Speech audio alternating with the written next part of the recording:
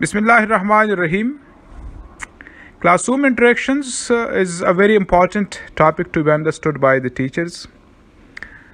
कभी अगर आप लोगों ने ऑनलाइन क्लासेस ली हो तो वहाँ पर आपने देखा होगा कि कंटेंट को तो हम बड़ी आसानी से कवर कर सकते हैं, या जो वर्चुअल क्लासेस वगैरह होते हैं तो बहुत लार्ज नंबर ऑफ़ कंटेंट को बहुत थोड़े से टाइम में हम कवर कर सकते हैं। लेकिन जो मेन पॉइंट है that is the effectiveness of the teaching और इफ़ेक्टिवनेस ऑफ द लर्निंग, तो वो ऐसी नहीं रहती, क्योंकि जो फेस टू फेस इंटरेक्शन है वहाँ पर टीचर्स स्टूडेंट्स को देखता है कि वेदर दे आर अटेंटिव और नॉट। इस तरीके से जब टीचर सामने खड़ा होता है तो स्टूडेंट जो है भी अलर्ट होते हैं और वो लर्निंग के साथ साथ उनके बॉडी लैंग्वेज से भी मुतासिर होते हैं। सो जो फेस टू फेस सेशंस होते हैं या जो फिज़िकल क्लासेस होती हैं, they are more effective as compared to the online classes. Now, what's the reason that the online classes aren't that much effective and the physical classes are very much effective? Reason सिर्फ और सिर्फ ये है कि वहाँ पर जो teacher student interaction है वो बहुत ज़्यादा कम होती है जो ऑनलाइन क्लासेस हैं, जबकि जो फिज़िकल क्लासेस होती हैं या फेस टू फेस क्लासेस होती हैं वहाँ पर टीचर और स्टूडेंट के बीच में इंटरेक्शन बहुत ज़्यादा होती है। Now, to make the classroom or the teaching learning process more effective, a teacher must know the interactions or how to interact the students in the teaching learning process.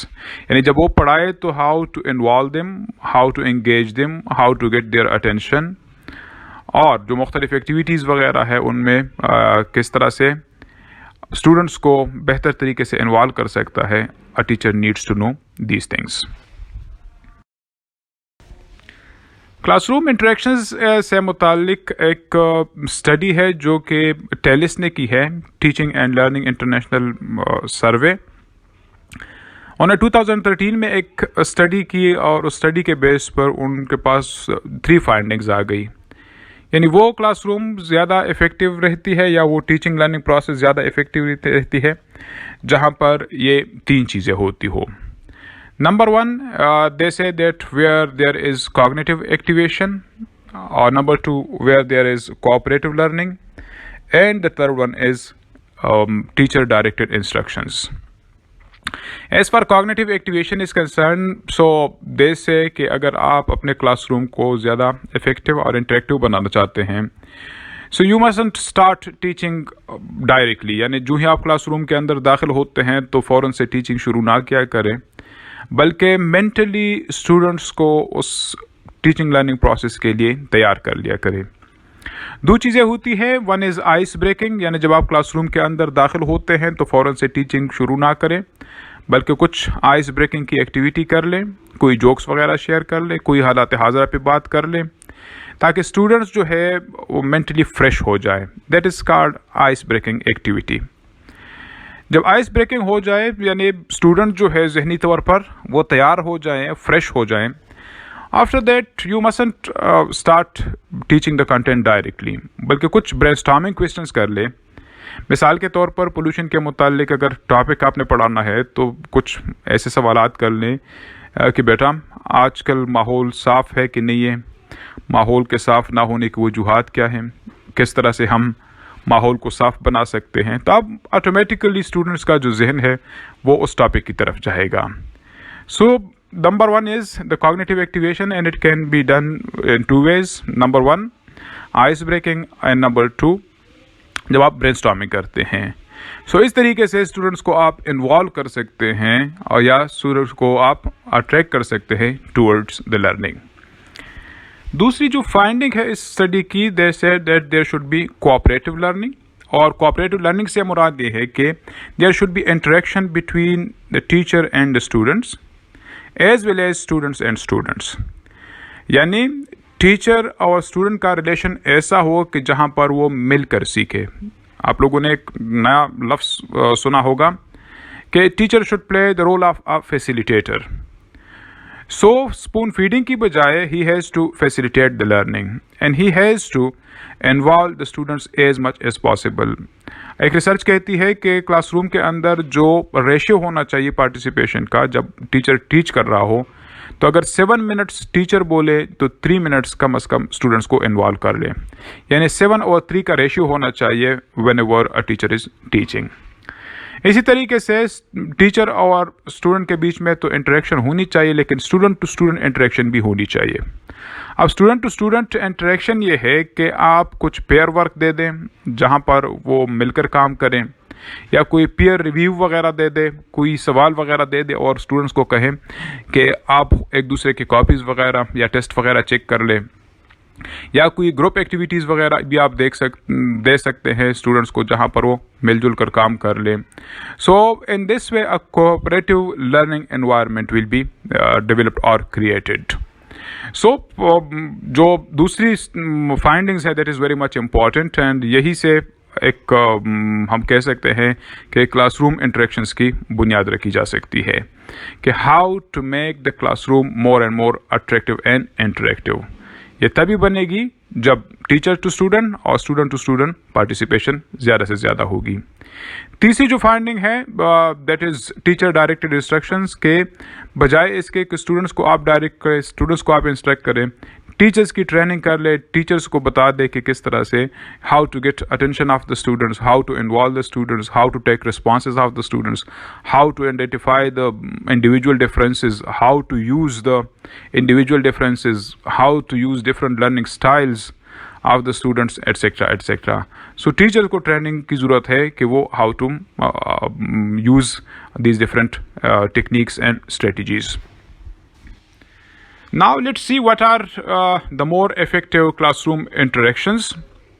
सबसे पहले जिसका मैंने जिक्र किया that is the brainstorming, कि whenever you enter the class you must do brainstorming activities.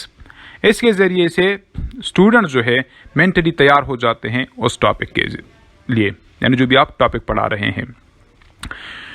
दूसरी बात यह है कि स्पून फीडिंग ना किया करें स्टूडेंट्स को, कि जब आप स्पून फीडिंग करते हैं हर चीज़ स्टूडेंट्स को तैयार करके देते हैं तो आप देखेंगे कि वो पैसिव लिसनर्स बन जाते हैं, they are not actively involved.